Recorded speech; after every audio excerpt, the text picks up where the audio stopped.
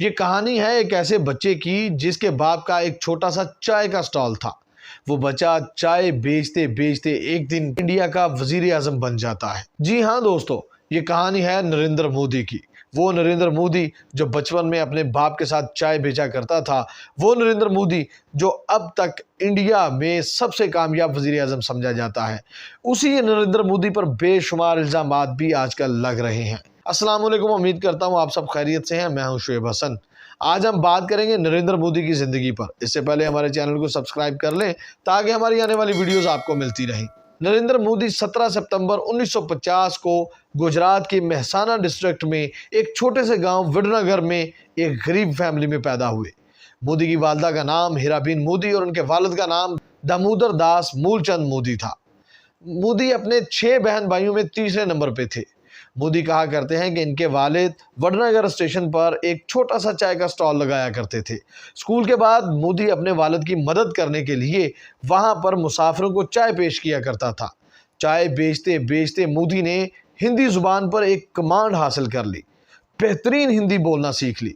मोदी पढ़ने का इतना शौकीन बच्चा नहीं था, लेकिन स्कूल खुश होकर जाया करते थे। मोदी स्पोर्ट्स में हिस्सा लेने के भी शौकीन थे। कहा जाता है कि मोदी की वालदा घर चलाने के लिए लोगों के घरों में काम भी किया करती थी। 17 साल की उम्र में मोदी की शादी कर दी गई।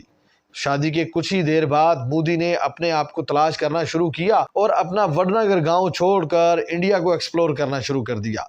नॉर्थ इंडिया से नॉर्थ ईस्ट इंडिया तक का सफर किया। 1969 में मोदी अपने गांव वडनगर वापस लौट आते हैं और फिर अहमदाबाद की तरफ जाते हैं। अहमदाबाद में कुछ देर अपने मामा के यहाँ उनके स्टॉल पर भी चाय का काम किया। वहाँ मोदी की मुलाकात वकील साहब से भी होती है। कहा जाता है कि वकील साहब का मोदी की ज़िंदगी में बहुत बड़ा किरदार है और यहीं से मोदी का आरएसएस के साथ सफ़र शुरू होता है। आरएसएस में मोदी बेहतरीन काम सर अंजाम देते हैं। मोदी वकील साहब को बताता है कि वो अपनी स्टडी छोड़ चुके हैं। वकील साहब मोदी को मोटिवेट करते हैं कि वो अपनी पढ़ाई ज़रूर करे, जिसकी वजह से 1988 में मोदी ने गुजरात यूनिवर्सिटी से पॉलिटिकल साइंस में अपना ग्रेजुएशन कंप्लीट किया। मोदी ने गुजरात पर एक किताब भी लिखी जिसका नाम है संघर्ष मां गुजरात।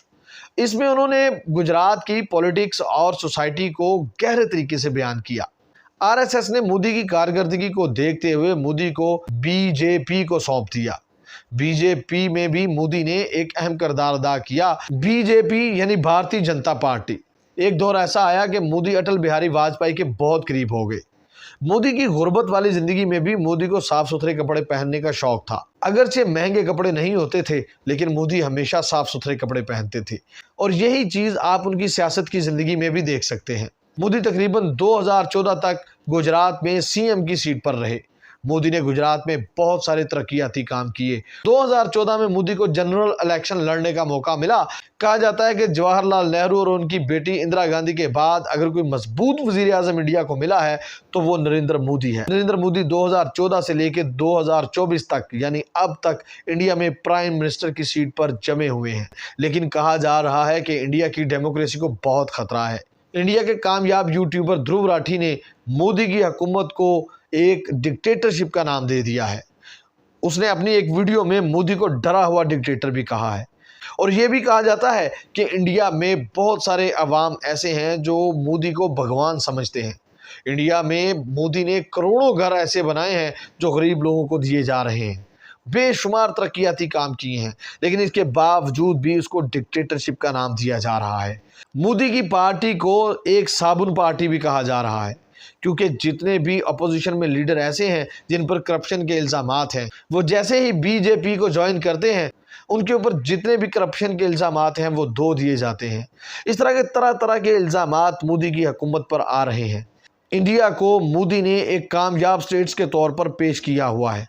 ये तो बेहतर जानते हैं इंडियंस। आप मोदी की हुकूमत को डिक्टेटरशिप समझते हैं या डेमोक्रेसी?